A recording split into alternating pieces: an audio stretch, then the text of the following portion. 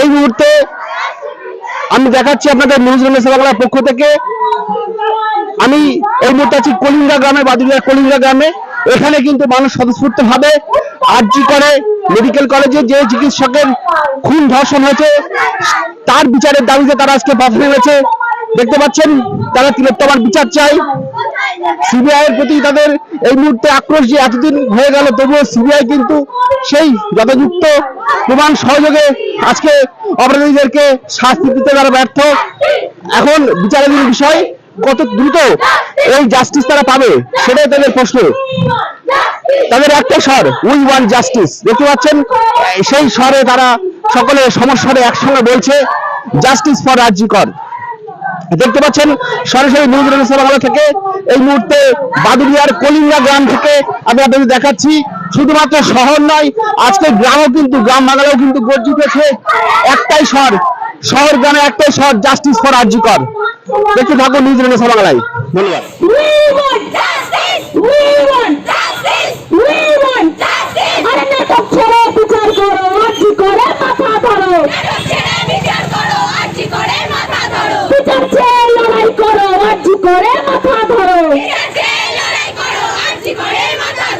আন্দোলন চালিয়ে যাব যতদিন না বিচার পাবো,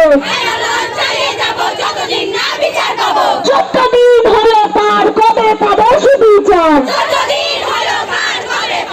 তিলোত্তমার বিচার চেয়ে যেভাবে শহরের মানুষ গর্জে উঠেছেন, আজকে কিন্তু গ্রামের নরনারী তারাও কিন্তু পিছিয়ে নেই, তারাও কিন্তু সমস্যারে তাদের সঙ্গে গলা মিলিয়েছে। আজকে আমরা বাদুড়িয়ার কলিঙ্গা গ্রামে আছি, নিউজ রেনেসা বাংলার পক্ষ থেকে আমি এসেছি। এখানে দেখতে পাচ্ছি অসংখ্য নরনারী, তারা কিন্তু ছাত্রছাত্রী, অল্প বয়সী মেয়েরা, তারা কিন্তু এখানে জড়ো হয়েছে। তো এমন একজনের কাছ থেকে শুনতে চাইবো যে আজকের এই যে তোমাদের পদযাত্রায় যে মিছিল, এর মাধ্যমে তোমরা কি বার্তা দিচ্ছ? বার্তা একটাই, মেসেজ একটাই, সবার মতো প্রত্যেকটা পশ্চিমবঙ্গবাসী, প্রত্যেকটা ভারতবাসীর মতো আমরাও বিচার চাইছি। এই একটা নির্মম ধর্ষণ, হত্যা, যেটার বিচার চাইছি।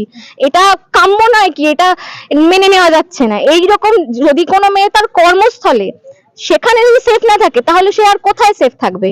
সে একটা তার হসপিটালে, যেখানে একটা ডাক্তারের মতো একটা নোবেল প্রফেশন, সেখানে সে সেফ নয়। সেখানে অন ডিউটি একটা ডাক্তারের সাথে এরকম ঘটনা, শুধুমাত্র মহিলা হওয়ার জন্যই হয়তো এত ঘটনা। আচ্ছা, এখন আমরা দেখতে পাচ্ছি সিবিআই এর হাতে তদন্তভার গেছে, তাতে কি তোমরা কিছুটা আশ্বস্ত যে বিচার পাবে বলে আশা করছো? আশা তো করেছিলাম বিচার পাবো, কিন্তু আজকে এই ঘটনার 14 দিন হতে চললে এখনো অবধি কোনো বিচার নেই। কেন নেই? সিবিআই এর কাছে প্রশ্ন তো অবশ্যই, এতদিনেও বিচার কেন নেই? একটা ঘটনার এতদিনের মধ্যে এখনো একটা দোষীর নামও সাব্যস্ত করতে পারলো না। যে নাটকটা হচ্ছে একটা সামান্য গল্প সাজানোর একটা পাতি সস্তা স্ক্রিপ্ট, একজনকে দোষী সাজিয়ে, সে যে দোষী নয়, আসল মাথা অন্য কেউ, সেটা আমি কেন, সারা এখানে যত লোক আছে, সারা রাজ্যবাসী, সারা ভারতবাসী সবাই জানে। একদমই। তাহলে নেপথ্যে কি অন্য কেউ, আরো বড় কোনো ষড়যন্ত্র রয়েছে? সকলে প্রশ্ন তুলছেন এই মুহূর্তে। তারা কিন্তু সন্তুষ্ট নয়, বিচার ব্যবস্থার প্রতি, সিবিআই এর প্রতি কোনো কিছুর প্রতি সন্তুষ্ট নন। তারা কিন্তু আশঙ্কা করছে এর পিছনে কিন্তু গভীর ষড়যন্ত্র আছে, এবং সেই ষড়যন্ত্রের গভীরে গিয়ে তারা কিন্তু এই ঘটনার প্রকৃত তদন্তের দাবি এবং বিচারের দাবি করছে আজকে সুস্পষ্ট। আমি আরো কয়েকজনের কাছ থেকে জানতে চাইবো তাদের অভিমত।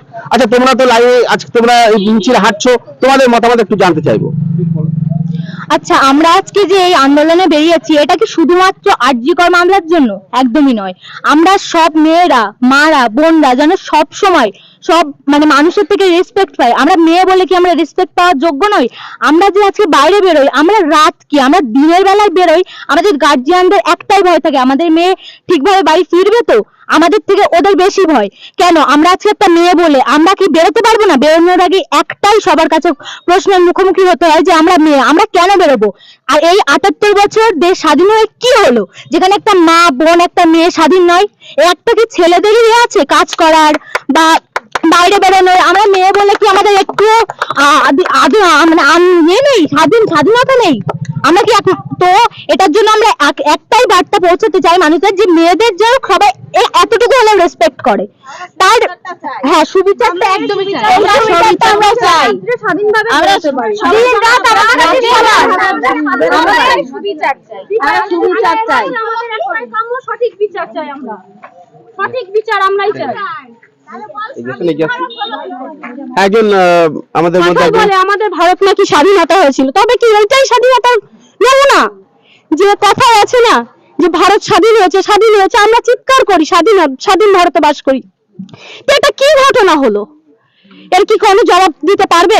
সরকার দিতে পারবে? আমাদের একটাই কাম্য, সবার কাছে একটাই কাম্য যে আমরা যেন এর সুবিচার পাই। ধন্যবাদ। সুবিচারের হলে আমরা আবার পথে নামবো। যতদিন না বিচার পাচ্ছি আন্দোলন চলছে, চলবে।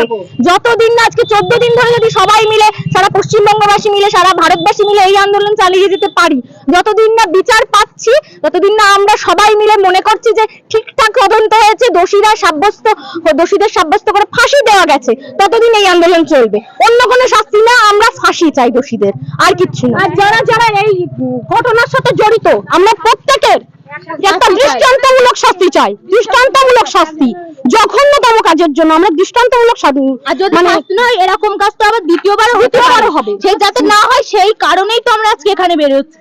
একদমই ধন্যবাদ সকলকে। আজকে তারা কিন্তু স্বতঃস্ফূর্তভাবে পথে নেমেছে, কোনো রাজনীতি নয়, ধর্ম নয়, দল মত, ধর্ম নির্বিশেষে তারা পথে নেমেছে এবং এই আন্দোলনের ঢেউ কিন্তু গ্রাম থেকে শহরে আছড়ে পড়বে দেশের প্রতিটি কোনায়। এই আশা নিয়ে আজকে নিউজ বাংলার পক্ষ থেকে আমি সাবির সকলকে ধন্যবাদ জানাই। নমস্কার।